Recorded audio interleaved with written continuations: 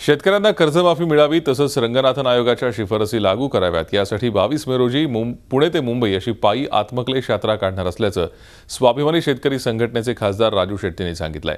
9 दिवसात ही यात्रा मुंबईत पोहोचणार असून हजारो शेतकरी यात्रेत सहभागी होणार आहेत। तर शेतकऱ्यांना 3 वर्षात दिलेली आश्वासनं सरकारनं पूर्ण केली नाही।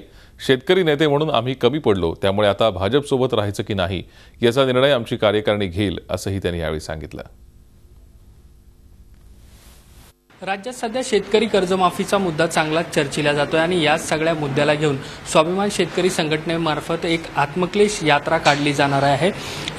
ही सगळी यात्रा कशी असणार आहे किंवा हे सगळे आंदोलन जे आहे कशा पद्धतीने केले जाणार आहे हे सांगण्यासाठी माझ्यासोबत खासदार राजू शेट्टी आहेत। शेट्टी साहेब, गेल्या काही काळापासून आपण सरकारविरोधात उघड भूमिका घेताय, आता आपण आत्मक्लेश यात्रा काढताय, काय नेमकी ही यात्रा आहे? राज्यातल्या शेतकऱ्यांच्या वाढत्या आत्महत्या याला जसं राज्यकर्ते जबाबदार आहेत, त्याचबरोबर संवेदना बधीर झालेला समाज जबाबदार आहे, तसंच या शेतकऱ्यांच्या मनामध्ये कुठेतरी विश्वास निर्माण करण्यासाठी आम्ही शेतकरी नेतेसुद्धा कमी पडलेलो आहोत। याची जबाबदारी स्वीकारून आत्मक्लेश करायचा एक प्रायश्चित्त घ्यायचा निर्णय मी घेतलेला आहे आणि म्हणून महात्मा ज्योतिबा फुले यांना वंदन करून त्यांच्या फुलेवाड्यातून पुण्यातून 22 मेला आम्ही चालत हजारो शेतकऱ्यासहित मुंबईच्या दिशेने येऊ। वर डोक्यावर तळपता सूर्य आणि खाली तापलेली जमीन अशा अवस्थेमध्ये आम्ही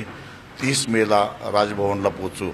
राज्याच्या कानाकोपऱ्यातून शेतकऱ्यांच्या कर्जमुक्तीचे 6.5 लाख फॉर्म आम्ही गोळा केलेले आहेत, ते आम्ही राज्यपालांना सुपूर्द करू।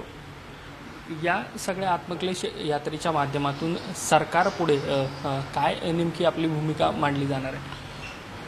आमचं म्हणणं एवढंच आहे की 2014च्या लोकसभेच्या निवडणुकीमध्ये शेतकऱ्यांना दिलेलं जे आश्वासन होतं स्वामीनाथन यांच्या सूत्रानुसार 1.5 हमीभावाचं, ते जर पाळलं असतं तर आज डोक्यावर शेतकऱ्यांच्या कर्ज आलं नसतं आणि या आत्महत्या झाल्या नसत्या।